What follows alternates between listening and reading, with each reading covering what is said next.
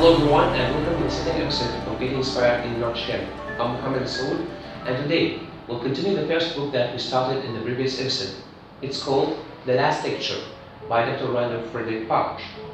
We talked about the first two lessons that we can learn from this book. The first one was about chasing your childhood dreams relentlessly, and the second one was about earning your own success.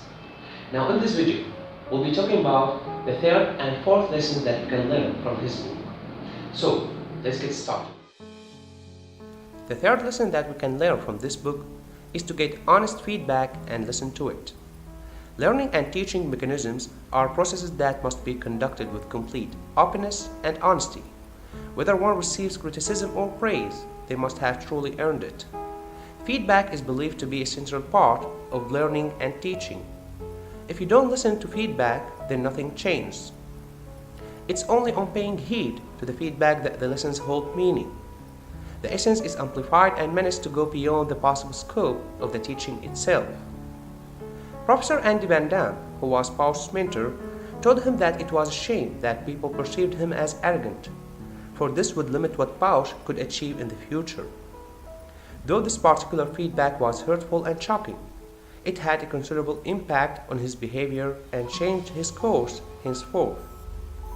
Honest feedback is a gift, and it must always be passed on to others as well who are in dire need of it. The fourth lesson that you can learn from this book is that people are more important than things. Dr. Pausch talks about his proximity with his sister's kids and how he had an opportunity to teach them that material things in the end are not significant. Love is always more important than any possessions. He had the chance of demonstrating his sister's kids. Once he went to pick them up in his brand new car, his sister was busy warning the kids to be careful and not create a mess. As a response, he picked up a can of soda and emptied that on the car seat. He wanted to prove to them what his parents had taught him long time ago. People are more important than things. Obsessing over material things is futile. You should impress what truly matters. He reflects over how even in tense situations he has managed to maintain his composure and realistic attitude. Dr. Pausch refers to himself as somewhat of a toy maker. He could have sat down and dwelled in despair that his life was ending, but instead he was able to truly appreciate that he had lived his life to the fullest. So in a nutshell, this book will make you want to be a better person and a more grateful human being. It will teach you where you could find fulfillment in hard things about life.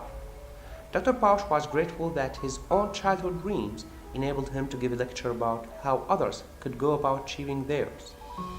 Though he's surely not happy with his terminal diagnosis, he did not let go of the advanced warning pill that death rang for him. He delivered his last lecture and along with it a strong final performance. His positive outlook towards life and establishment of strong feedback loops are two of the many tricks and life hacks that readers can take back from his life. Well, this brings me to the end of this episode. Thank you so much for listening. I'll see you soon with another new book. Goodbye for now.